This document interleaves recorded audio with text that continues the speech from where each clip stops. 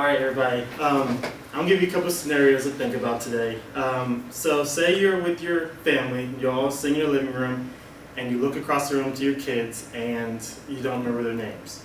Or you're on your way home from your work, you've worked for the past 5 to 10 years, and you forget how to get home. Or you go to a business meeting and you have to sign some papers, you forget your name.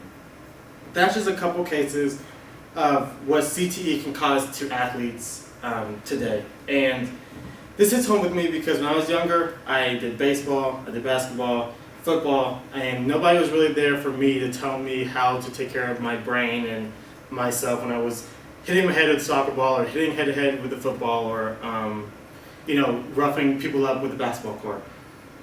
So I'm here today to tell you all the problems, causes, and solutions of brain sports injuries and why we should be supporting the Brain Injury Research Institute in their effort to spread awareness to young athletes and athletes of all ages, to be honest. Now, first the problem. There's a lack of awareness, a lack of knowledge, and there's no guidelines when it comes to educating young athletes on how to take care of themselves. They hurt themselves, they hit their heads, and they don't know how to take the right protocols to make sure that they get back on the field in the right way and not to rush anything.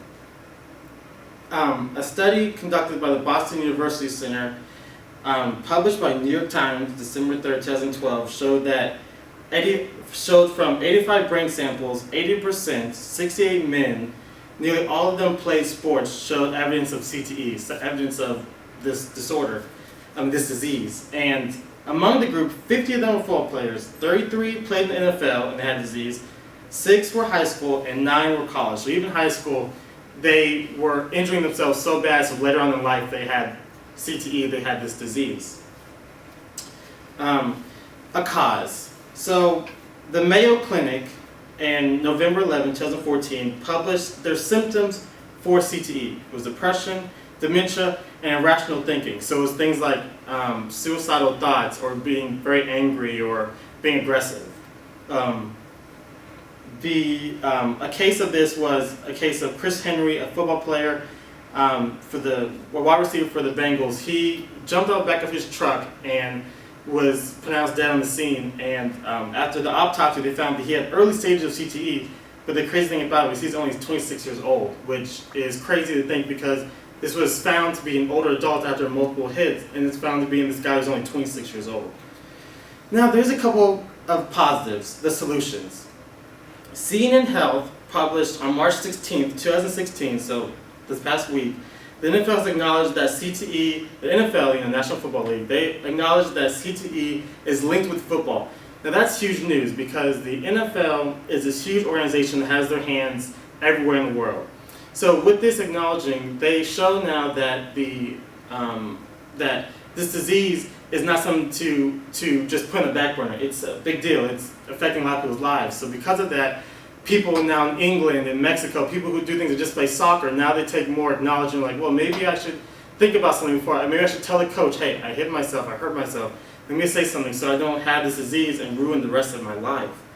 On March 7, 2016, Kate Fagan, an ESPN reporter, reported that Brand Chastain is pledging to donate her brain to concussion research to bring awareness to concussions in women in sports.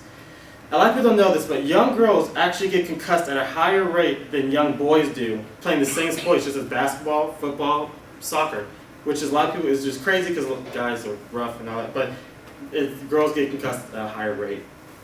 And lastly, the Brain Research Institute was created to spread awareness. It was created so that people could live, athletes could live their full, long, healthy lives, at our entertainment expense. Because at the end of the day, it's because of our entertainment that they hit each other, that they jump in the air and kick the ball and fall on their heads. It's all because of us. And obviously, you don't have to go donate your brain tomorrow, because that would be hard to do. But you can go to the protectyourbrain.org and look up the information, what actually CTE is, and how it works, the egg thing I showed before. And also to spread awareness to your loved ones. If you have a kid or a niece or anything, you want to make sure if they play sports that they protect themselves and you are there to show them what to do and how to guide them. So today I was happy to share with you all the causes, problems, and solutions to brain injuries, and why we should be supporting the Brain Injury Research Institute. That's it.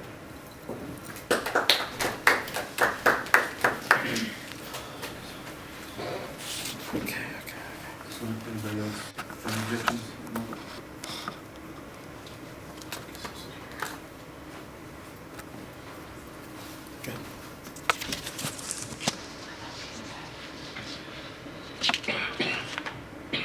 No? The last one.